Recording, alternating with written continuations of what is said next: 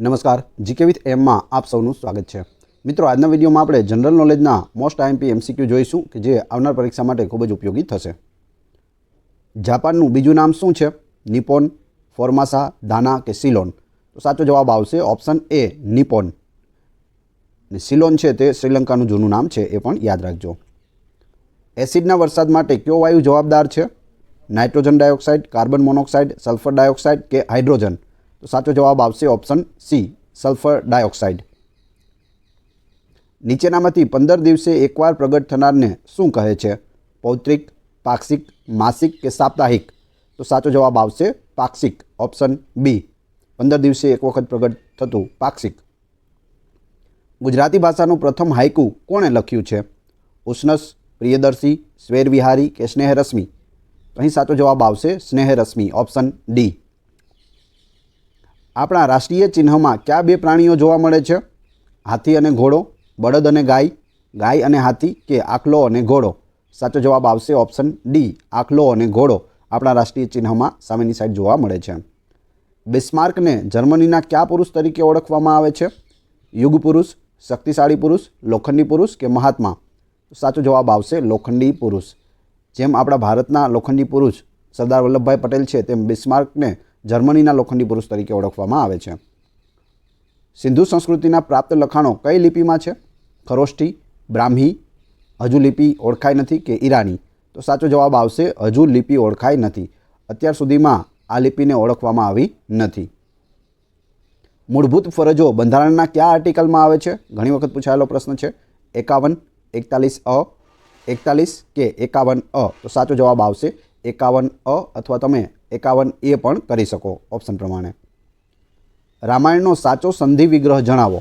રામાયણ, રામ વત્તા અયન, રામ વત્તા અયણ, રામ વત્તા આયણ કે રામ વત્તા આયન? શું જવાબ આવશે? ઓપ્શન એ, રામ વત્તા અયન, રામાયણ। ભારતીય સૈન્યના સર્વોપરી બંધારણીય વડા કોણ છે? સંરક્ષણ મંત્રી, વડાપ્રધાન, રાષ્ટ્રપતિ કે સરસેનાપતિ?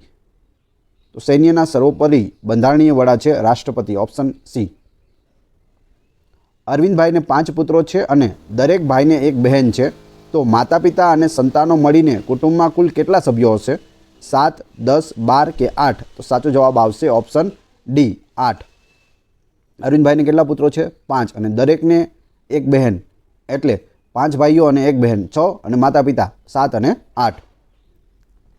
ક્રિકેટની રમતમાં બોલર દરેક બોલે વિકેટ ખેરવે તો છેલ્લે કયા નંબરનો ખેલાડી નોટ આઉટ રહેશે? 9, 7, 11 કે 8? તો પ્રથમ 6 બોલમાં પ્રથમ બેટ્સમેન આવે છે તો એ આઉટ થાય છે, ત્યારબાદ બીજા નંબરનો સામે ઊભો હોય છે એટલે ત્રીજા નંબરવાળો આવે છે, એ આઉટ થાય છે। તો એ રીતે 6 બેટ્સમેન આઉટ થાય એટલે 7મા નંબર સુધી આઉટ થઈ જાય અને બીજા નંબરનો સામે સાઈડ ઊભો હોય છે। ઓવર પૂરી થાય છે એટલે બીજા નંબરનો રમવા આવે છે અને 8મા નંબરનો જે બેટ્સમેન છે તે સામે જાય છે, એટલે 8મા નંબરનો બેટ્સમેન છે તે નોટ આઉટ રહેશે। ત્યાં સુધીમાં 11 ખેલાડીઓ છે તે આઉટ થઈ જાય છે। 11 એટલે કે 10 ખેલાડી આઉટ થઈ જાય અને 8મા નંબરનો ખેલાડી છે તે નોટ આઉટ રહે છે। ગુજરાતી લઘુકથાના જનક તરીકે કોને ઓળખવામાં આવે છે? પન્નાલાલ પટેલ, ભોળાભાઈ પટેલ, કાકા સાહેબ કાલેલકર કે મોહનભાઈ પટેલ? તો સાચો જવાબ આવશે ઓપ્શન ડી, મોહનભાઈ પટેલ।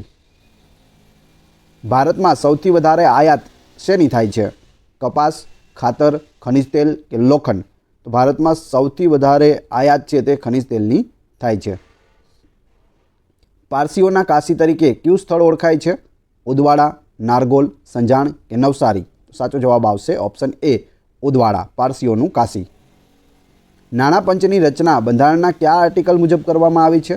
353, 380, 253 કે 280? નાણાં પંચની રચના ઓપ્શન ડી સાચો પડશે, આર્ટિકલ 280 મુજબ કરવામાં આવી છે। ખારા ઘોડા એ શું છે? ઘોડાની જાત છે, મીઠાની જાત છે, સ્થળનું નામ છે કે આમાંનું કોઈ નથી? તો જવાબ આવશે ખારા ઘોડા એ એક સ્થળનું નામ છે, ઓપ્શન સી। નીચેનામાંથી કયા સ્થળે સોલંકી કાળના કુંડ જોવા મળે છે? મોઢેરા, લોટેશ્વર કે થાન? માત્ર 2, 3, માત્ર 1, 2, માત્ર 1 કે 1, 2 ને 3 બધા સાચા? તો સાચો જવાબ આવશે ઓપ્શન ડી, 1, 2 ને 3, મોઢેરા, લોટેશ્વર અને થાન ત્રણેય જગ્યાએ સોલંકી કાળના કુંડ જોવા મળે છે। તેજપાલ દ્વારા આબુમાં બંધાવેલું લુણી વસહી મંદિર કયા જૈન તીર્થંકરને સમર્પિત છે? નેમિનાથ, ઋષભદેવ, શાંતિનાથ કે પાર્શ્વનાથ? તો સાચો જવાબ આવશે ઓપ્શન એ, નેમિનાથને સમર્પિત છે લુણી વસહી મંદિર. મહત્ત્વના દિવસ અંગેનું કયું જોડકું ખોટું છે? વિશ્વ શિક્ષણ દિવસ 5 એપ્રિલ, વિશ્વ શિક્ષક દિવસ 5 ઓક્ટોબર, રાષ્ટ્રીય શિક્ષણ દિવસ 11 નવેમ્બર અને રાષ્ટ્રીય શિક્ષક દિવસ 5 સપ્ટેમ્બર. તો બી, સી અને ડી ત્રણેય સાચા છે, જ્યારે વિશ્વ શિક્ષણ દિવસ 5 એપ્રિલ એ ખોટું છે. તો શું આવે વિશ્વ શિક્ષણ દિવસ? 24 જાન્યુઆરીના દિવસે વિશ્વ શિક્ષણ દિવસ ઉજવાય છે. એ સિવાયના 3 પણ યાદ રાખી લેજો. વિડીયો પસંદ આવ્યો હોય તો લાઇક, કોમેન્ટ, શેર અને સબસ્ક્રાઇબ કરવાનું ના ભૂલશો. આ ચેનલ ઉપર ઘણા બધા વિડીયો અવેલેબલ છે. તમે ચેનલના નામ ઉપર ક્લિક કરી વિડીયોમાં જઈ બધા જ વિડીયો જોઈ શકો છો. Thanks for watching my video.